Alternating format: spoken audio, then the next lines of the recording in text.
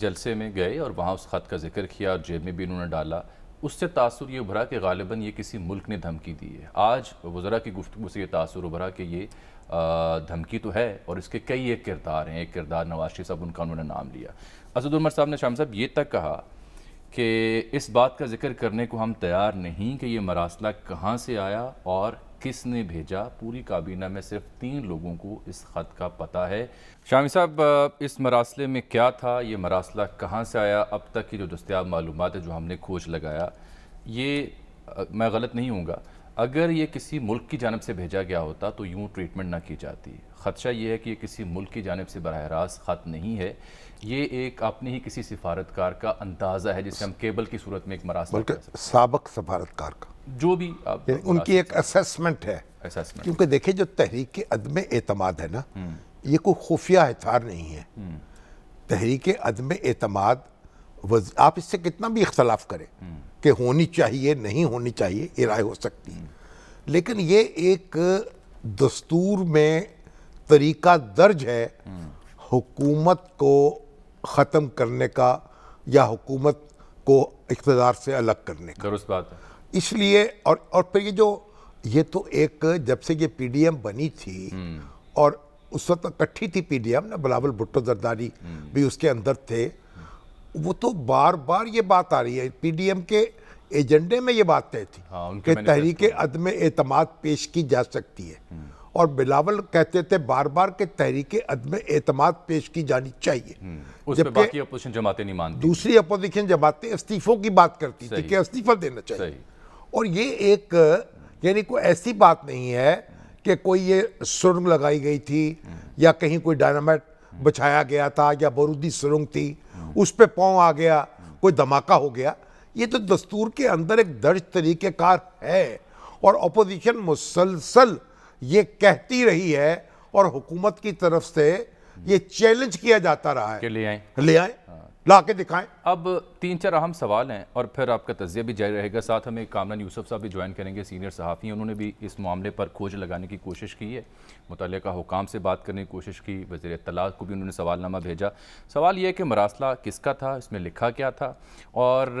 مراسلہ national security committee کے روبرو کیوں نہ رکھا گیا، اور چیف جسٹس کی بجائے اس کمیٹی یا پارلیمان کو اعتماد میں لینے کی بات کیوں نہ کی گئی۔ اور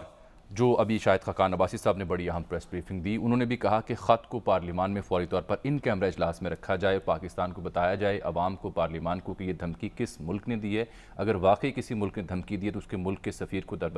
ملک بدر کیا جائے۔ ہم اس سلسلے میں پھر عمران خان صاحب کے ساتھ ہوں گے، کل شہباز شریف صاحب نے بھی یہی بیان دیا تھا۔ اب آ جاتے ہیں سر، جو کل سے ہم نقطہ اٹھا رہے ہیں بار بار، کہ یہ اہمیت کیا ہے نیشنل سیکیورٹی کمیٹی کی، کیوں بار بار مطالبہ کیا جا رہا ہے آپ کی جانب سے بھی، ہماری جانب سے؟ اعلیٰ ترین فورم ہے، اعلیٰ ترین فورم، جس میں ہماری تمام حساس ادارے شامل ہیں،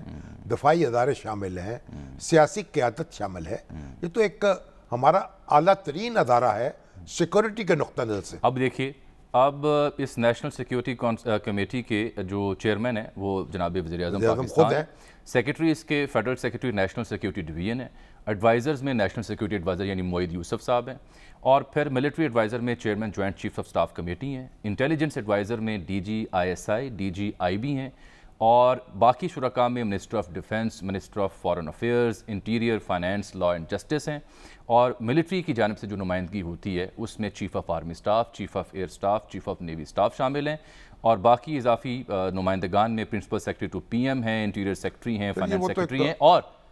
اور اپوزیشن لیڈر بھی ہیں۔ تو اس سے بڑا سیاسی اور عسکری یعنی جو پلیٹ فارم ہے وہ کہاں مل سکتا ہے؟ یہ فورم ہے، اور سب سے پہلی بات یہ ہے کہ یہ اس فورم کو کے سامنے یہ خط پیش کیا جاتا، اور اپوزیشن نے صاف کہہ دیا ہے کہ آپ یہ خط اگر ایسا کوئی ہے، اس کی کوئی اتھینٹسٹی ہے، تو وہ تو وزیر اعظم کے ساتھ کھڑے ہونے کو تیار ہے۔ یعنی اگر کوئی ایسی سازش کا ثبوت مل جائے تو پھر تو اپوزیشن تو پیچھے ہٹنے کو تیار ہے۔ جی، تو یہ تو ایک بڑا وزیر اعظم کو چاہیے، اسد عمر صاحب کو اور دوسروں کو۔ اب یہ جو اخبار نویس ہمارے دوست ہیں، وہ ان کو سوال لکھ کے بھیج رہے ہیں، فورن آفس کو سوال لکھ کے بھیج رہے ہیں، جواب نہیں آ رہا، فواد چودھری صاحب کو سوال لکھ کے بھیج رہے ہیں، جواب نہیں آ رہا، کہ بھائی آپ اس کی ڈیٹیل تو بیان کریں نا، کب آپ کو یہ اطلاع ملی، پھر اتنے دن کیسے چھپایا گیا، پھر اس طرح کیسے منظر عام پر لایا گیا، یہ تو سارا ایک اور بڑا اہم نقطہ ہے سر، یہ تو سوال ہے اپنی جگہ۔ آج فواد چوہدری صاحب نے، اسد عمر صاحب نے یہ کہا کہ اس مراسلے کو اعلیٰ سیاسی اور عسکری قیادت کے سامنے رکھا گیا۔ بالکل پرائم منسٹر نے جب مختلف اینکر سے ملاقات کی تھی چند روز پہلے، اس میں بھی انہوں نے اس بابت کچھ ذکر کیا تھا اور کہا کہ ہم نے ڈسکس کیا ہے۔ اب ان کی خدمت میں سوال ہم نے لکھ کے بھیجا، ٹویٹ بھی کیا کہ جناب اگر اعلیٰ عسکری اور سیاسی قیادت کے سامنے آپ نے یہ مراسلہ رکھا تھا تو ان کا مشورہ کیا تھا؟ کیا ان کا مشورہ یہ تھا کہ آپ اسے جلسے میں لے جائیں یا چیف جسٹس کے سامنے رکھیں، یا مشورہ کچھ اور تھا؟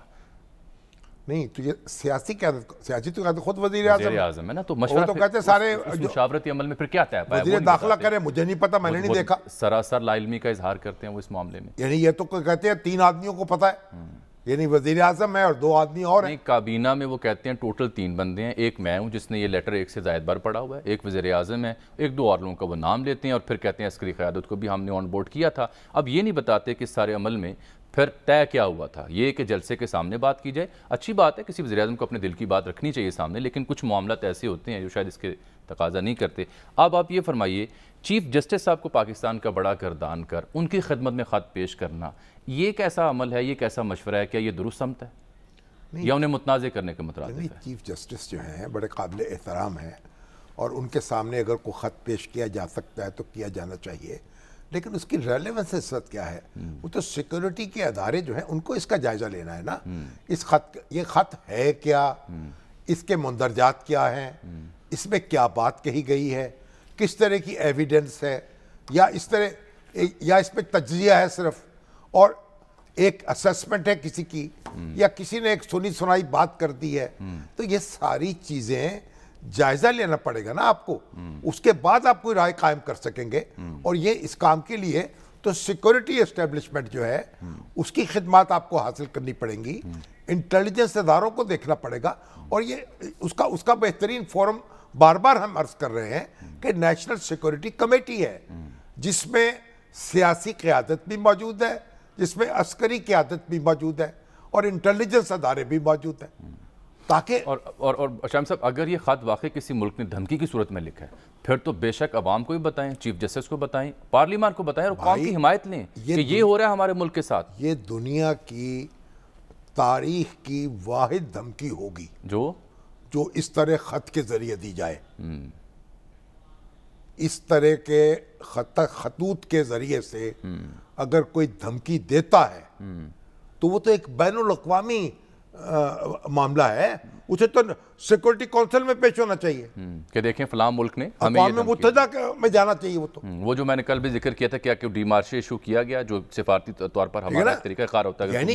ایسا اگر کوئی دھمکی دیتا ہے، اگر کسی نے کو اپنی رائے ظاہر کر دی ہے، کسی نے کوئی اسیسمنٹ دے دی ہے، کسی نے کوئی تجزیہ کر دیا ہے،